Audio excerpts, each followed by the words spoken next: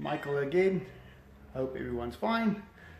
I've just decided let me quickly try and make another vlog. I don't rehearse these things, so I just make it, and if it's okay I'll post it. I suppose there will be some mistakes in it.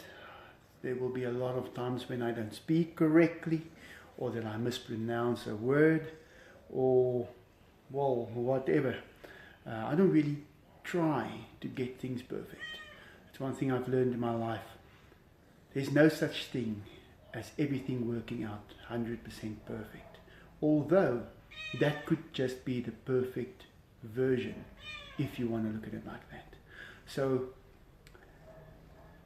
just walked down the stairs, switched on the phone, and I said, okay, let me make this vlog quickly. And there's a little cat here by my feet, and she is purring, and she's distracting me all the way. Let me show you. I'm just tilting the camera. I haven't really figured out exactly how I'm going to be doing all these things. See, Enzo is there's Diego on his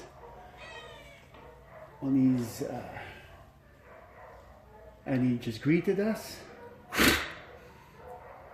That's one way. I think I must actually tell you, they just did it now. If you want to greet a tiger, first thing you have to do is nod your head upwards, like that. So, and then you have to make that sound that I always make, the shuffing sound, and you do that. So it's, that is how you say hi in tiger. And they can actually feel that vibration quite far. There he's coming, he felt that. It travels through the air. I can actually feel it when he's a distance from me, and he does that. There he does it, and I can feel it, and then I hear it. It's a vibration that he puts out there, and you pick up on that vibration. So yeah, let me go downstairs, move this painting over here. I'm busy redecorating the house a little bit, just making it a bit more looking like a home. And yeah, here is Diego. So if you ever at a zoo, that's how he does that. It's a different way also. If you haven't done it before, you can actually go just by blowing, but you have to get it close together, like a. For me it's easier to just go, but then I have to slow it down because the form of your mouth does not, how can I put it, it doesn't allow to do it as slow as a tiger is able to do it. So I've practiced for quite a few years to do that, and I'm getting it right, and I can see that they understand it. But also that nod upwards with your head, that is his visual sign that you are greeting him. So yeah, I don't know if you can use that. You can try it if you ever go to the zoo. I think people all over the zoos might be visiting tigers soon, and I think the tigers will appreciate it. So give it a shot. And I did once went to a zoo, not close to my place, but it's quite far, and I spoke to someone there, and when I greeted that tiger like that across the water, he immediately gave me a reaction, and the guy said to me, "Whoa, that was the first time I've ever seen that tiger make any effort to make communication." So it works. Enzo also got up now. These tigers are amazing. They like to come out the side whenever they see me around. They just come here, and they're so friendly. I think also that's why they are friendly. I always say it. I always tell people, you know what, my tigers are friendly. Just when I go this way, I don't want the dogs to bark too much. I know that it's quite annoying sometimes for people to listen, and then they hear those dogs. And this little cat, she is following me everywhere, and no, they don't make that sound. I don't think it's possible for kittens or normal cats to make sounds like that because of the size they are. So tigers they are huge, and if you look at their noses and their whole facial structure, it's totally different. So I think that is what helps tigers to be able to make that sound, is the size of them. And if a cat was maybe that size, maybe they would have been able to do that. But I don't think they will. Another thing, people tend to want to know, where did I get the tigers from? And it's a very strange situation. I've avoided answering these questions for many years. For 7 years. That's a long time to keep a secret. And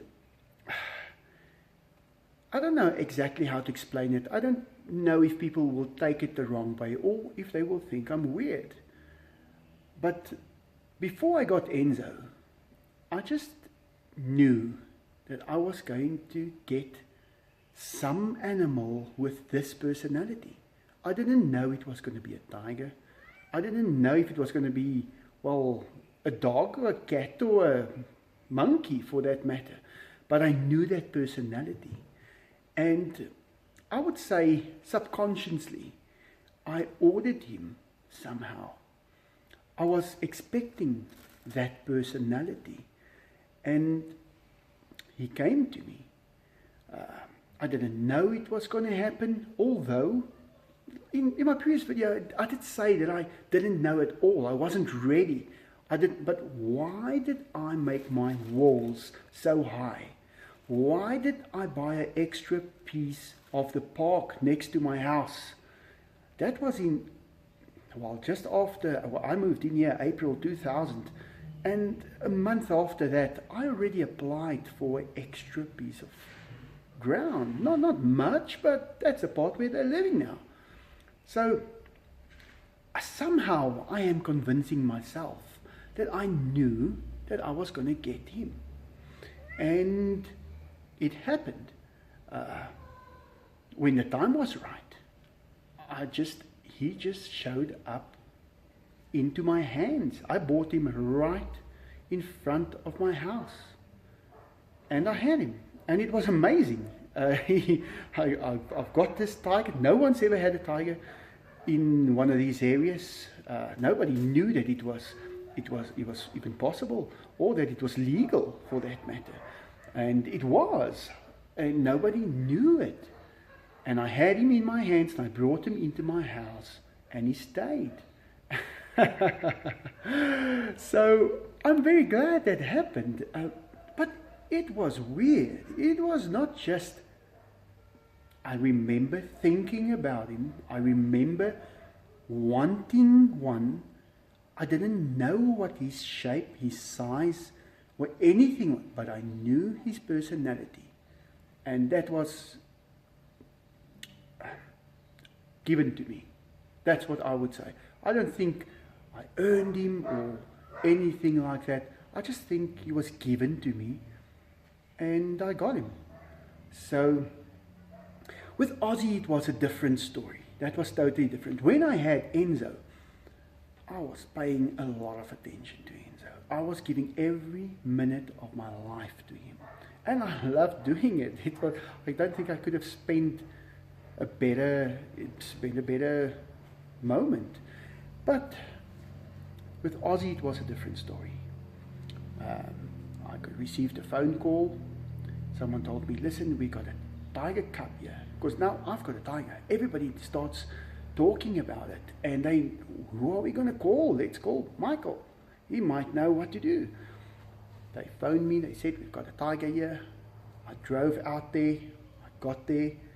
And he was gone. We couldn't find him. And just as I was about to leave, he was lying in a garden, in like the corner part of the garden. And there he lied. And I touched him and I felt him and I thought, oh, there's something wrong with this tiger. He's not able to move. And he wasn't able to move. He had a lot of broken bones in his body. Now, he did not get the right calcium, and that prevented his bones from developing. Tigers need a lot of calcium for those bones to form. It's just actually common sense. Where does the growth come from? It needs to come from some kind of a mineral or calcium in this case. So he didn't get that. And that made his bones very brittle. It could be that he jumped and played and broke his bones. I don't know. Or he could have been hit by a car, because he had a lot of broken bones. Because when we x-rayed him, I'd say at least 10 broken bones, especially on his back legs.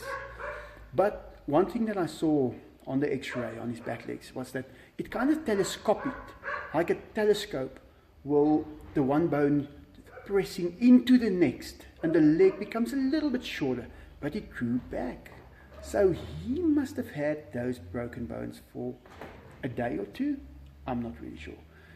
And I didn't bring him to my house. I arranged for the people where he was to take him directly to the vet. And they took him there. I met them at the vet. And I told them, listen, you guys, this tiger is in pain. This is not something that you can just keep, And the people, when I asked them when we got there, have you got milk? Have you got an egg? Let's make a mixture for him. He needs to eat and drink something. And they didn't have much. Oh, they were out of stuff, and I saw that this is not going to work. This is not where you keep a tiger or raise him. What if he gets, like Enzo size? And they took him to the vet. The vet checked him out, and we had to make a decision. Either we were going to put him down, or I'm going to spend a lot of time and effort on him. And I made that decision. It's not a hard decision to make. I just decided, you know what? I want to save this cat. I want him to have a chance at least. Let me see if I can get the tigers in the background. The light is a bit bright from there. And he said, let's see what we can do. And I brought him home. There wasn't anything that we could really have done. I just loaded him, brought him right here, because the vet is right here on my street. It's just on the corner. Brought him here, but this cat he had pain when he had to move a lot. So I tried to carry him without bending him or any of that stuff. We actually took some of these ceiling boards that my ceiling is made out of, and we made a little stretcher for him and carried him upstairs and downstairs every morning, every night, spent the whole day with him, and he was doing fine. He was so friendly. That was one thing that got me. That was such a friendly tiger. And he just had a bad beginning. He would have been much better off in the wild. I wish that he could have been in the wild, because then he wouldn't have gone through all that. But that wasn't the case. These tigers were bred in captivity. They were not ever in the wild, and they couldn't survive in the wild. So that's why they are here. They were probably brought in on a ship 400, 500 years ago. I don't know. And they have been in this country for all that time. So Ozzy was a totally different story. He was a real rescue. And I'm so glad that I spent that time with him. He developed a personality that I couldn't believe. That cat was so... Although, there was a couple of times when I went into this enclosure behind me, and where I fed him, and then he decided I'm not allowed to go out. He wants to keep me there. He's going to eat, and when he's done eating, he'll let me go. So I had that 2 or 3 times with him. He wasn't just a little bundle of joy. He was also very dangerous. He was a real tiger. And he got big, and I carried him around. He was about 25. If I say 25, that's about 50 pounds. when I got him, carrying him around for 2 months, wherever he goes. And he was friendly with Enzo. Enzo accepted him. They loved each other. They were friends.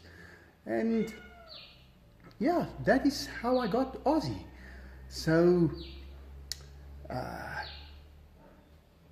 couldn't have been more perfect. Although, then we got him on a special diet with a lot of calcium powders, milk and things that he drank. And the next 2 weeks, we took him back to the vet, took x-rays again, and he was healing. Those bones were grown up thicker than anyone expected. I couldn't believe what wonders a little calcium does to those bones. And where it was broken, it was 2 times thicker than on the other places. So it worked. The problem with him was his pelvis was also broken. And where the colon passes through the pelvis, there was about a 13 millimeter, about half an inch of gap.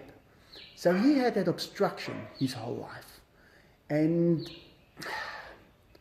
that was what gave him a bad situation. You know, nobody knew it. That was the problem. Nobody had experience. Anyone you would find, they do not know. And you can't search it anywhere. Nobody's got experience in these things. Although there were some specialists that we were going to go see to give him some operations and things. I'm actually glad we didn't, because I think it would have caused him a lot of pain and agony. Although he had a good life. He had 2 years here with me, and he had a good 2 years. That's the difference. You know, I think it's a good 2 years is better than a bad 10 years. Definitely. If I have to think about it, that's what my mind tells me. Yeah, well, I'm going to leave this vlog right here for now. It's already 17 minutes. I never make them this long. And my arm is getting tired. So, like I said, people, don't expect that I'm going to say everything perfect and I'm going to do everything 100% right. And if you find a spelling error in my comments, I don't mind doing it. It's not my personality to try and impress people. I've kept this whole thing secret for a long time, and I was happy doing it like that. And also the vlogs, I don't want to edit videos. I like to make them, say things as they are, and have it done. So yeah, well, I like to have more subscribers. I didn't care much about that at one stage. I was actually making my videos for my old day, so when I can sit there and watch a diary. That's why I was making all these videos actually. And I didn't have to speak on it because I knew everything about those videos. So I could have told that story to myself and recognized every dog and cat and tiger that is on there. But I changed my mind. It's one thing about me, I can change my mind. And I want to tell people about it. And I hope they get something positive out of it. So watch these videos if you like. I will try and make them as friendly, and you will leave feeling better. That's what I hope. Except that one where we took Ozzy out of the bush. I want to actually delete that video. I don't know if I should. Tell me, what do you think? Should we delete that video? Get it out? I don't want people to see it when they just start looking at my channel. So, but yeah. Well, that's what I've got to say for today. Think about it. Tell me what you think. Leave a comment, leave a question, watch some of my old videos, subscribe, and let's see what happens. Thanks for watching. Have a good day.